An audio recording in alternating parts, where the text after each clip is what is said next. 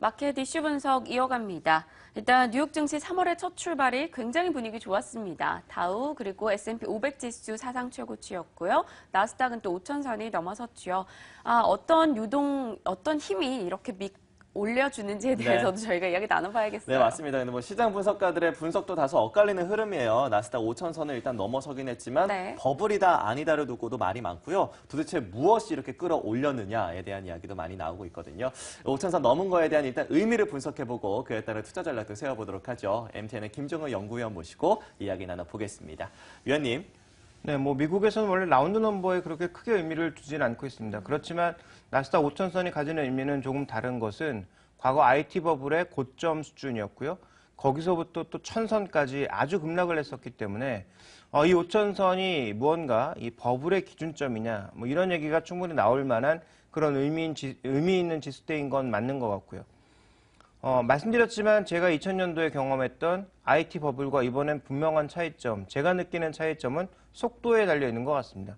2000년도에 나타난 IT 버블은 굉장히 뭔가 빠르게 성급하게 진행되는 듯한 모습이었거든요. 그런데 준비된 그림을 보시면 이번에 나스닥 상승은 뭔가 찬찬히 꾸준하게 이어졌다라는 점에서 차트만 보더라도 분명히 차이점이 존재한다라는 거죠. 2000년대 뭔가 거칠고 강했던 그런 흐름은 아니다. 일종의 묻지마 투자는 아니었다라는 것을 우리가 반증하고 있는 것이고요. 실제로 실적도 그때와는 다르게 충분히 실적이 확인된 종목군들의 상승세가 나타나고 있다. 물론 밸류에이션은 우리 시장과 비교해보면 굉장히 높습니다만 그럼에도 불구하고 과거 닷컴 버블 때는 테크자만 붙으면 올라갔던 것과는 달리 이번에는 분명히 실적을 확인한 종목군들이 많았다라는 점, 그리고 시장의 트렌드를 반영한 종목군들이 많았다라는 것입니다. 대표적으로 업종 상승률을 봤을 때는 바이오를 뺄 수가 없는데요. 헬스케어 ETF가 지금 이 주봉 기준으로 봤을 때도 정말 몇 년간 꾸준하게 지속적으로 오르고 있습니다. 오바마 케어와 관련돼서 또 M&A와 관련돼서 여러 가지 긍정적인 흐름들이 나타나면서 이들 업종이 나스닥 상승에 일조했다라는 것은 이미 우리가 여러 번 전해드린 적이 있었고요. 실제로 섹터별 비중을 보시면 아까도 이준희 앵커가 잠시 전해주셨습니다만 IT 비중이 줄어들긴 했는데 IT 비중이 여전히 제일 높습니다. 그리고 이외에도 경기 소비재를 포함한 굉장히 다양한 업종들이 있는데요. 한때 5% 내에 불과했던 헬스케어 업종이 무려 15%까지 확대되는 그런 모습을 나타내면서 나스닥 상승에 일조를 했고 거기에다가 IT 업종도 비교적 견조하게 받쳐주면서 전체적인 시장 상승을 이끌어왔다라는 점에서 좀 중요한 시사점이 있지 않나. 그래서 느리게 상승했다라는 점, 실적을 동반하면서 올라왔다라는 점에서 분명히 2000년도의 IT 버블과는 다르다. 이렇게 표현해 볼 수 있습니다. 네, 과거에 테크자만 붙으면 모두 다 올랐던 흐름과는 좀 달라질 것이다 이야기 주셨는데 사실 과거에 테크자만 붙으면 오르던 시기가 투자자 입장에서는 쉬웠을 수도 있어요. 테크만 붙으면 사면 되는데 이번엔 정말 선별이 중요해지는 시기인 것 같습니다. 우리 국내 시장에는 어떤 영향을 미치겠습니까? 일단 국내 시장에서의 가장 첫 번째 아이디어는 우리 시장이 상대적으로 저평가되어 있다라는 것입니다. 그래서 우리 시장의 주요 종목군들에 대해서는 일단은 긍정적인 관점은 좀 필요하지 않나라고 생각하고 있는데요. 준비된 그림을 보시면 지금 MSCI 월드 IT, 이머징 IT의 격차를 보시면 꽤 차이가 나고 있습니다. 선진국의 위치는 여기쯤인데 아직도 이머징은 여기라는 거죠. 이만큼의 갭 발생은 분명히 기술력의 차이, 여러 가지 것들을 반영한 것이겠습니다만 이런 갭 차이를 반영한다고 하더라도 실제 밸류에이션 상으로 놓고 봤을 때는 우리나라는 이머징과 비교했을 때도 낮고요. 선진국과 비교해보면 턱없이 낮다라고 봐야 되겠죠. 그래서 이 간극을 똑같이 갈 수는 없겠지만 이 글로벌 평균이 지금 18.28배 정도인데 만약 여기까지 간다? 그러면 지금보다 주가가 2배 간다는 얘기인데 그건 말도 안 되는 얘기라고 생각이 되고요. 어느 정도의 간극을 메꾼다라는 생각만 하게 되더라도 충분히 매력적인 종목군들은 있지 않을까. 근데 모든 종목이 다 같이 가기보다는 우리 시장 내에서도 선별이 될 가능성이 높다라는 거죠. 그런 관점에서 접근해보게 되면 일단 메모리 반도체나 반도체 장비, 반도체 재료에 대해서 꾸준하게 언급드렸습니다. 더 이상 말씀드리면 제가 입이 아플 정도로 언급을 드렸으니까 그와 관련된 종목군들에 대해서는 저는 여전히 긍정적인 시각을 가져가고 있고요. 다만 반도체 장비와 재료는 반도체 투자의 시기와 맥락을 같이 하는 것이기 때문에 올 상반기 정도까지만 투자하고 하반기에는 차익을 실현하는 전략으로, 그다음에 메모리 반도체 같은 경우는 앞으로도 수요가 꾸준하게 늘어나기 때문에 가져가는 전략으로 가셔야 될 것 같고요. 헬스케어는 이제는 확인해야 됩니다.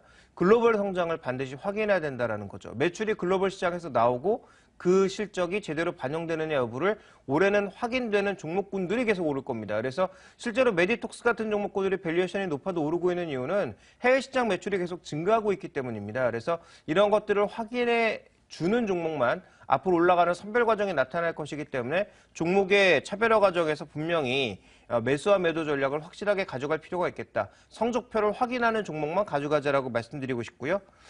마지막으로는 이제 실적이 따라줘야 된다라고 보고 있는데요. 대표적으로 뭐 핀테크니 뭐니 해서 또 연초에 바람이 분 종목군들이 분명히 있는데요. 이들 종목 실적이 쫓아오지 않는다면 나스닥 시장에서 나타난 흐름처럼 추풍낙엽이 될 가능성이 있기 때문에 전체적으로 실적을 이제부터는 확인하는 한 해가 되지 않을까. 그래서 실적에 대한 확인 과정에서 유망한 종목군들은 언급드렸던 반도체 계열 종목군들과 함께 헬스케어, 화장품 쪽에서는 중국이나 글로벌 시장에서의 매출이 증가하는 종목만 가져가자. 이렇게 말씀드리겠습니다. 네, 이렇게 해서 나스닥 5천선 돌파했다는 우리 시장에 대한 전략까지 세워봤습니다. 이어서 우리 시장에서의 대장주 삼성전자도 보도록 하죠. 어제 갤럭시 S6를 공개하고 외신들의 평가 그리 나쁘지 않았고요. 덕분에 주가도 140만 원 선을 회복하는 모습이 나타났습니다. 앞으로 시장을 좀 강하게 리드해 줄 수 있을지 삼성전자의 주가 전망에 대해서는 어떻게 보십니까? 뭐 시장을 리드하거나 폭발적인 상승을 보일 거다에 대해서는 저는 동의할 수 없고요. 다만 하드웨어 끝판왕이었다라는 데 대해서는 뭐 누구도 부정할 수 없다. 그리고 아이폰 6보다 하드웨어 측면에서는 분명히 좋은 부분들이 많이 있다라는 것도 인정을 해야 되겠죠. 그렇지만 우리가 이제 삼성전자의 그 홍보 전략 그리고 삼성전자의 후원을 받은 일부 IT 블로거들의 홍보 전략에는 속으면 안 되겠다라고 보고 있습니다. 실제로 이 갤럭시 S6 엣지와 갤럭시 6가 얼마나 팔리는지는 아무도 모릅니다. 결과물을 봐야 우리가 확인할 수 있는 부분이지만 실제로 그 현장의 분위기에 대한 얘기를 들어보게 되면 기자의 시각들이 굉장히 좀 엇갈리고 있습니다. 그러니까 일부 스펙에 대해서는 전부가 환호했지만 일부 스펙들에 대해서는 삼성 쪽에서 유도하지 않으면 호응이 나오지 않았다라는 거죠. 특히 뭐 배터리 같은 부분 쪽에 대해서는 굉장히 실망하는 시각도 많았다라는 것. 그러니까 내장 배터리였기 때문에 그리고 배터리 효율에 대해서는 얘기하지 않았기 때문에 그래서 무선 충전과 관련된 부분을 제외한다면 그 시각이 그렇게 뚜렷하게 좋지는 않았다라는 점. 그리고 기사를 쓴 대부분의 기자들이 워낙 한정된 기기를 만져봤기 때문에 실제로 기자 한 명이 만져볼 수 있는 시간이 5분에서 10분에 불과했다라는 점. 그래서 제대로 된 기기의 평가는 아직 나오지 않았다라는 점도 우리가 좀 주목해 볼 필요가 있는 거죠. 또 하나 이제 중요한 거는 마진율 부분인데요. 마진율이 과거보다 높을 수가 없습니다. 왜냐하면 경쟁사 제품들의 가격이 대부분 하향 트렌드로 가고 있다라는 점을 주목해 봐야 될 것 같아요. 그래서 삼성전자의 전체적인 투자 전략은 모바일 쪽의 회복과 함께 디램 쪽에서 워낙 좋은 실적이 나오고 있기 때문에 저 긍정적으로는 보고 있는데요. 이게 뭐 200만 원, 뭐 180만 원 이런 정도의 흐름까지 가기에는 아직은 좀 시간이 많이 필요하다. 그리고 특히 150만 원을 넘어서 정고점을 돌파하기 위한 선결 조건은 연초 판매가 얼마나 나오는지, 연초가 아니죠. 이제 지금 처음 나오자마자 4월달 초에 나오자마자 과연 선주문이 어느 정도 나오는지가 확인이 되어야 될 것이다라고 판단하고 있습니다. 그 G4가 아마 6월 이전에 나올 거고요. 그다음에 지금 시장에 들리는 루머 상황으로만 보자면 올 하반기 내에 아이폰 6S도 나올 가능성이 높기 때문에 그럼 그 이전에 빨리 다 팔아야 되거든요. 그러면 그 연초의 연초가 아니라 나온 초기 판매량 자체가 어느 정도의 탄력을 붙을지를 확인해야 되기 때문에 저는 뭐 삼성전자가 올라가긴 하되 탄력을 붙이기 위해서는 초기 판매량이 확인이 돼야 된다는 거죠. 그래서 그 변동성은 좀 감내하고 가셔야 될 것 같습니다. 얼마나 이 초기에 잘 팔리느냐가 중요하다라고 강조해 주셨는데 네. 일단은 출하량 증가에 대한 기대가 높지 않습니까? 부품주까지 기대가 덩달아 높아지고 있는 상황인데요. 그럼 부품주에 대한 시각은 어떻게 가져갈 수 있죠? 지금 우리는 삼성전자만 바라보고 있기 때문에 갤럭시 S6에 묻혀 있는데요.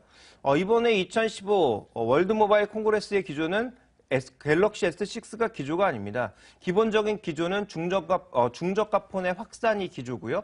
또 IoT, 웨어러블 이런 것들이 기조입니다. 그래서 갤럭시 S6가 뭐 삼성전자의 언론 플레이 이런 것들로 인해서 뭐 전부 장식이 되고 있지만 어저께까지 외신에는 단 한 줄의 기사도 찾아보기가 쉽지 않았다라는 거죠. 일부러 찾아보지 않으면.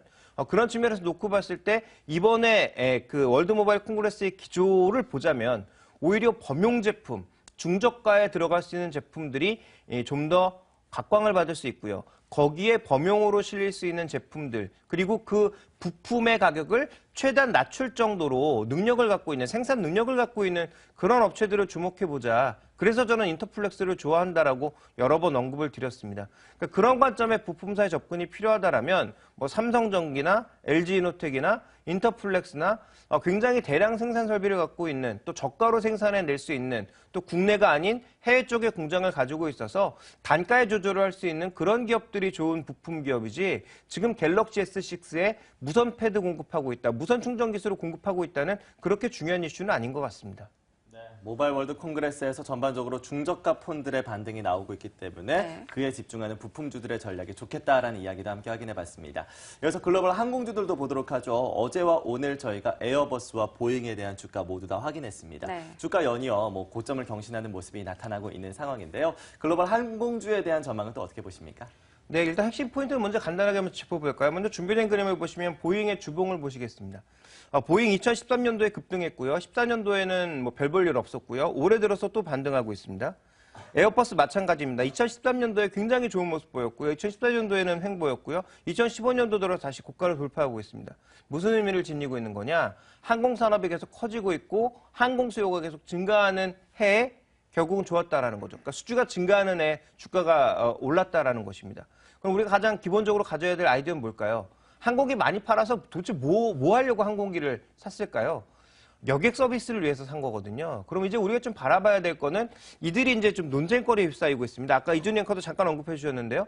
실제로 이제 항공 수요가 줄어드는 거 아니냐, 그동안 좀 많이 팔지 않았느냐, 이 정도 나갔으면 덜 팔리는 거 아니냐, 이런 우려가 분명히 존재하는 건 사실이죠. 그럼 이제 우리가 고민해야 될 건 이들 종목이 더 올라갈까에 대한 고민보다는 이렇게 많이 판 항공기 가지고 뭘 할까에 대한 고민이 필요하다는 거죠. 그런 의미에서 우리가 뭐 항공 서비스라든지 뭐 여행이라든지 이런 것들에 대한 고민이 좀 필요한 건 사실인 것 같습니다. 네, 그렇다면 국내에서 대한항공은 어떻게 시각 가져갈까요? 실적에 대한 기대가 상당히 높은데요. 일단 두 가지 관점으로 봐야 될 것 같습니다. 약점과 강점이 아주 뚜렷한 기업이 대한항공입니다. 먼저 준비된 그림 보시면 최근에 제트유 가격이 뭐 폭락하고 있는 상황이죠. 그러면 이게 이제 타임렉을 두고 시차를 두고 반영이 되니까 결국 상반기 실적이 굉장히 좋을 겁니다. 그러니까 상반기 실적만 놓고 보자면 분명히 매력적인 종목이어서 최근에 수급이 강화되고 있다, 이렇게 좀 봐야 될 것 같은데요. 매출 구조를 보시면 지금 국제 여객과 함께 미주 화물 같은 것들이 굉장히 많은 비중 차지하고 있는데 지금 미주 화물의 적체 현상이 나타나고 있거든요. 이게 풀리게 되면 상반기 실적이 더 좋아질 수 있다는 거죠. 그래서 상반기의 실적의 모멘텀은 굉장히 강한데 가지고 있는 약점은 뭐냐?